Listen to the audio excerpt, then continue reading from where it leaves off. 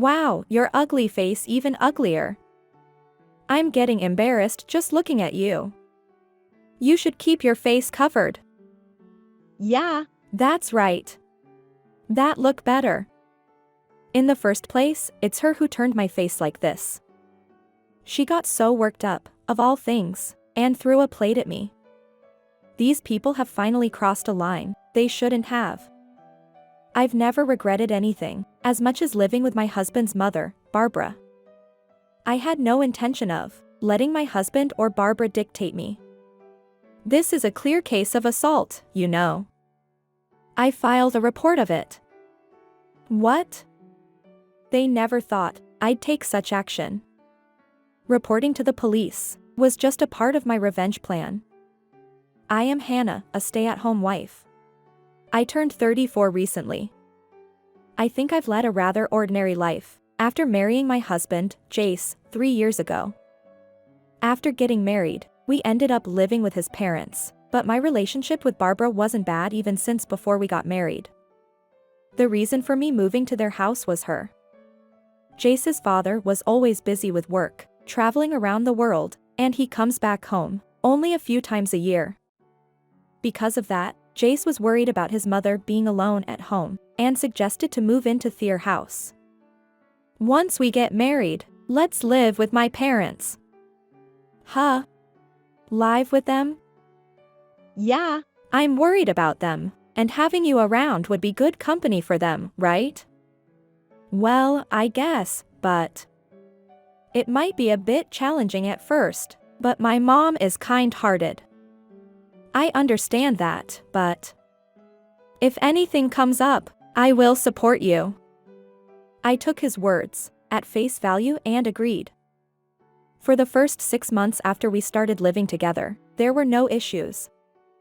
I think we even got along better than before we got married. However, Barbara suddenly underwent a complete personality change, and her attitude towards me became so harsh. Today, we have an important visitor coming, so could you keep yourself occupied outside until evening? Huh? Oh, sure. You don't like this idea? It's not that. I was just a bit surprised, because it was all of a sudden, that's all. They'll be here soon, so please leave early. Her cold attitude became the norm, and she started meddling in everything, from household chores and meals, to my personal life. Just the thought of this continuing indefinitely made me physically ill. So, I wanted to subtly discuss this situation with Jace, and see if anything could be done, but do you think your mother's behavior has changed recently? I don't think it's any different from before. Is something wrong? Well, nothing is wrong. Well, if it's nothing serious, she's okay. I wish I could have been more direct, but I didn't want to criticize his own mother. My timid personality also worked against me. A few days later, I realized that talking to my husband about this was a mistake. I was busy with cleaning and laundry when Barbara called me into the living room. As I headed there, I noticed she was sitting there with an unhappy expression. I nervously asked, "Is there something wrong?" She responded, "You know what I am talking about, Hannah. You've been saying something unnecessary about me to Jace." I didn't say. As I was about to deny it, I realized something. How did she know about this conversation? There was no one else present at the time except my husband and me. That led me to believe that Jace had betrayed me to his mother. And it didn't stop there. The more I listened to her, the more my suspicions towards Jace deepened. "I heard that I've been bullying you." "What's that about?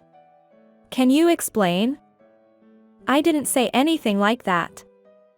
I was just asking if there was anything different about you recently.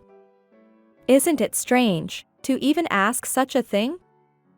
I just thought you've been more active and proactive than before." "Well, whatever. From now on, There's no point in telling Jace anything. Oh, and please prepare dinner soon. I never expected that Jace would twist the story and share it with her. All my careful consideration had been in vain. After this, I thought I couldn't trust anyone anymore. Even Jace, whom I thought would be on my side, has become a source of stress for me. Barbara's harassment began to intensify even more after this. I felt that reacting to her actions and words would only make things more difficult. I would respond her, but mostly pushed her aside. My attitude seemed to rub her the wrong way, but that alone was manageable. However, she also started commenting on my appearance. I always thought you were on the larger side, but have you gained weight again? Honestly, it's so embarrassing.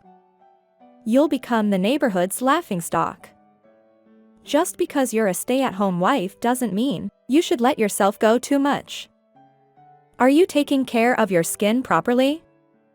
Even I take care of my beauty, and a young lady like you should be even more diligent.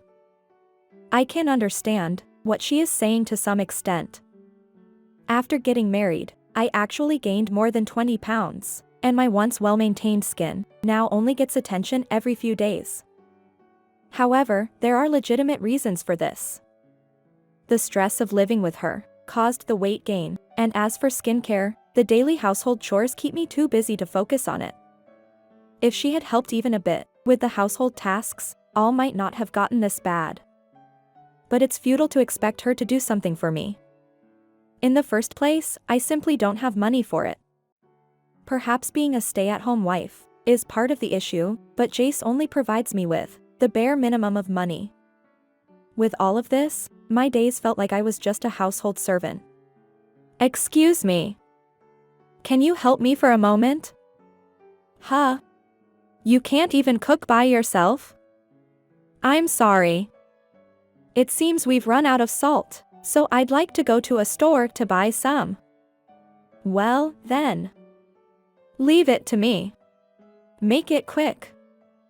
I'll be back right away. Just watch the pot, please. Sure. When I returned, she was laughing and talking with Jace, who was already home from work. I told you to watch the pot. I'm back. You're late, and you're all sweaty. Ha! Barbara, what about the pot? Oh, that's fine. I was keeping an eye on it. Upon returning to the kitchen, I found that the pot was off and the food was unfinished. I hurriedly finished preparing the meal. Then the three of us sat down to eat, but... Something's off with this soup. It tastes different, doesn't it? Well, that's true. How could it turn out this bad? I also took a spoonful of the soup, and it was indeed strange. It was overly salty, and for some reason, it had a bitter, sour taste. To put it bluntly, it was awful. But I don't remember seasoning it like this. I can't believe you can't even cook properly. I don't need a daughter who can't cook properly. With that one comment from her, everything I had been holding back suddenly overflowed. I didn't season it like this. Did you do something while I was away? Why would you say something like that? Because it doesn't make sense otherwise. Well, Hannah, calm down. Everyone makes mistakes. What?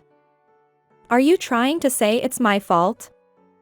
Stop taking it out on Jace. You are causing all of this, Barbara. Upon hearing my words, her tone became intense as well.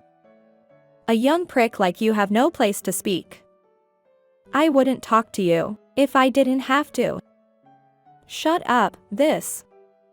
In the next moment, Barbara grabbed a plate that was in front of her and hurled it towards me.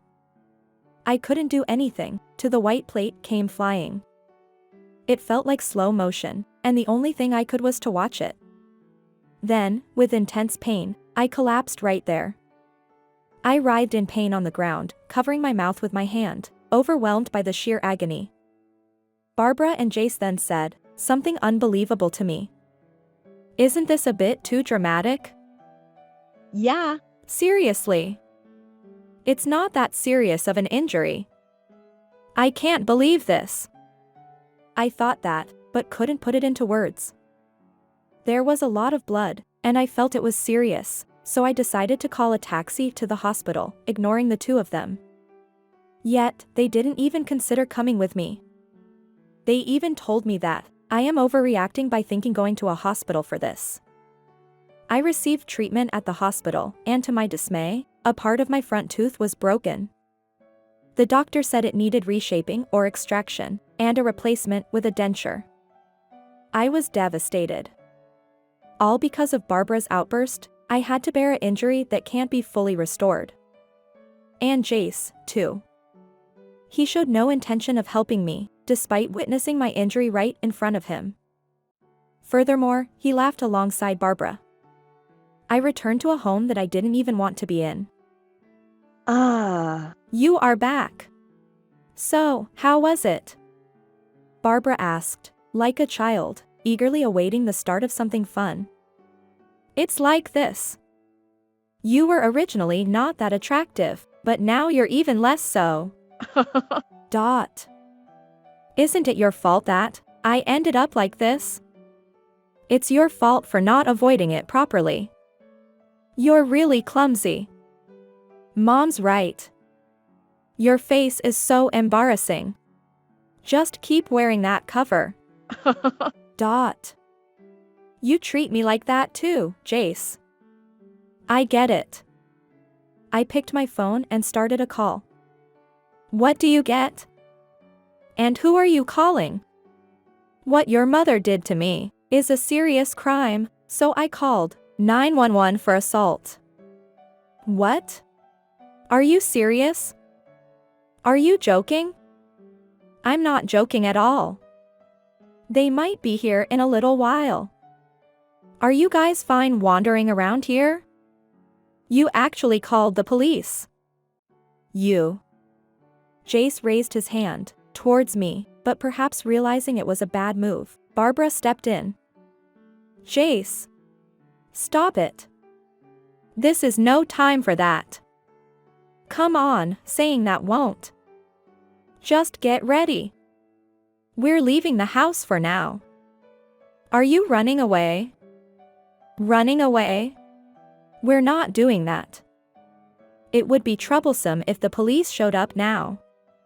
With those words, they left the house with minimal belongings. They left their own home. Where are they going?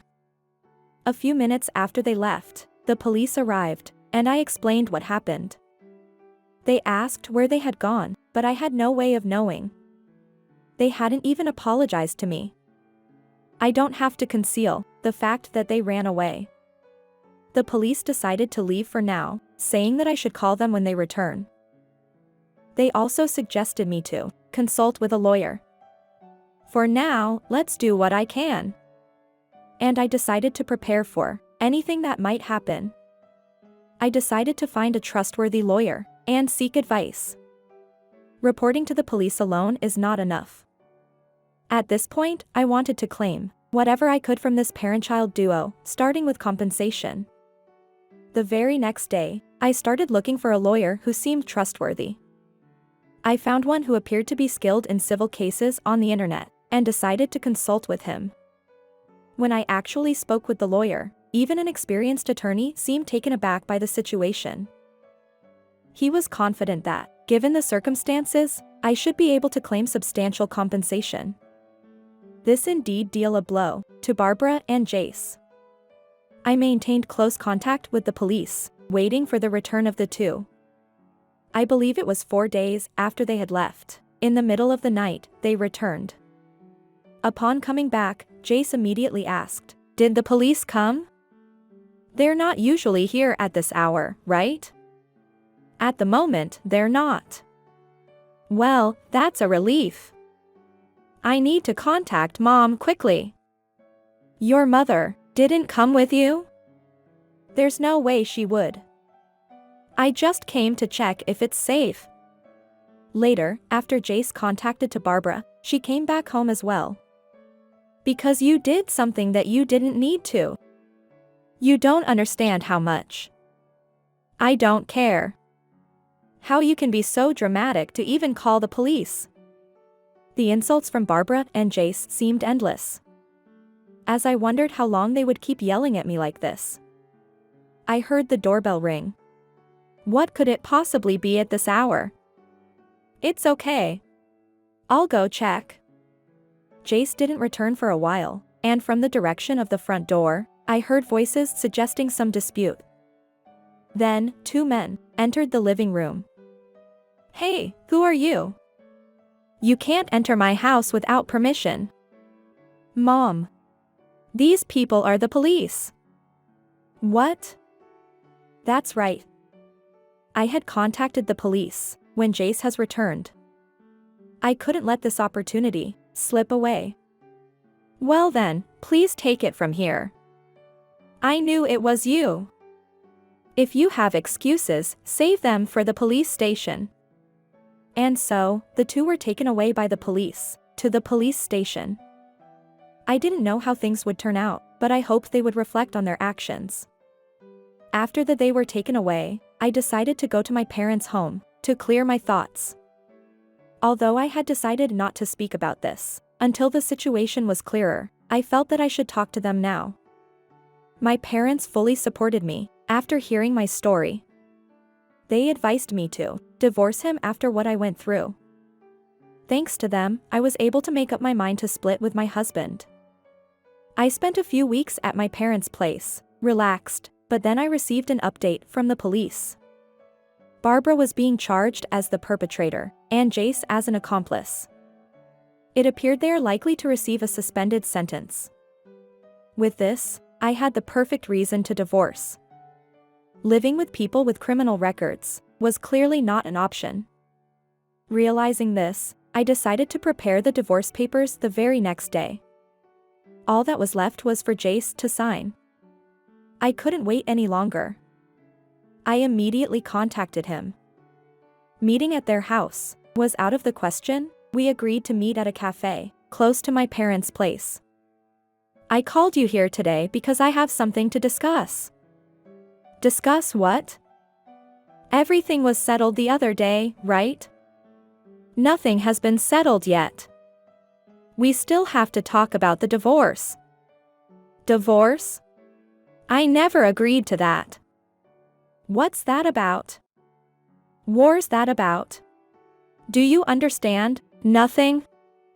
I can't live with someone with a criminal record. It's just common sense. Don't mess me up. It seems he didn't like what I was saying, as he raised his hand again. If you want to hit me, go ahead. But I think this time you might receive a prison sentence. You're just bluffing. If that's what you believe, then go ahead. Seeing his desperate attitude at that moment, I couldn't help but almost burst into laughter. To prevent myself from laughing uncontrollably, I quickly handed him the divorce papers. My name is already on the papers. Hurry up and sign. I want to submit it soon. Give me a moment to think. I'm sorry, but that's not possible. I can't stay with someone who might hit me. Are you serious? Of course. If you don't sign the divorce papers, I might consult a lawyer again. All right, fine. And with that, he signed the documents. I headed straight to the family court. I felt relieved, knowing I would no longer have to deal with that family. However, my sense of relief was short-lived. I received a call from Jace, now my ex-husband. My dad is home, and he says he needs to talk to you. Please come to our house this weekend. Huh? I don't see how that's my concern. Just come. I'm begging you to come here this weekend. The conversation ended before I could refuse. I knew it might become troublesome, but I thought it might be better to go back and get it over with. When I arrived at their house, 3 of them were waiting, and the atmosphere was heavy. Nice to see you again, Hannah. I've heard most of the story from the two of them. It's great to see you too. Dad, skip the greetings, and tell her what she should hear. Shut your mouth. The expression on Jace's father's face towards him wasn't that of a father speaking to his son. Don't say that. This woman repaid our kindness with betrayal. Well, this situation has made me realize something. We can't go on like this. Hannah, it's over for you. You should pay us compensation for what you have done to us. Are you misunderstanding something? Jace and Hannah are already divorced. What are you trying to do with Hannah? Huh? What are you talking about? Don't you understand? It means that I can't deal with you and Jace anymore. I had come home after a long time, and then this happened. That doesn't make sense. That's right. Why are you taking Hannah's side? If you don't get it, then it's impossible to fix our relationship. Afterward, Barbara and Jace continued to make excuses to him. He seemed to have got tired of their stubbornness because he started leaving the house. Anyway, I intend to sever ties with you too. I'm going to stay in a hotel. I'll contact you later, so do as you please. Then, I'll head home. I'm truly sorry, Hannah. I want to apologize on behalf of the two of them. I've already moved on, so it's okay. Oh, and I think you will receive the official request for compensation soon. Make sure to pay. And with that, Jace's father and I left the house. Barbara, abandoned by her husband, and Jace, abandoned by his father, appeared stunned, almost as if they were in another world. I had no sympathy for them, and this might have been the ultimate revenge. In the end, Barbara and Jace were also expelled from the house. They seemed to have moved to an old apartment nearby. Barbara and her husband divorced as well. She had to start working, since she couldn't rely on anyone anymore. Jace was fired by his company after they learned about his legal troubles with me. According to Jace's father, even after they moved, the rumor has spread among the neighbors that criminals live in that apartment, causing them to be ostracized. We're sorry for everything. Can you please remove the alimony order? I lost my job too. It's tough for me now. Can we discuss reducing the compensation? Occasionally, I received nonsense messages from Barbara and Jace. Of course, I ignored them and didn't reply. They sowed the seeds of their own actions. They would have to live with the weight of the sins they had committed. For me, this was the most refreshing experience I had ever had. I decided to return to my parents' house and start my life anew. I will get alimony from them, too. I might indulge in hobbies I couldn't pursue as a busy housewife. The future looked bright and full of happiness.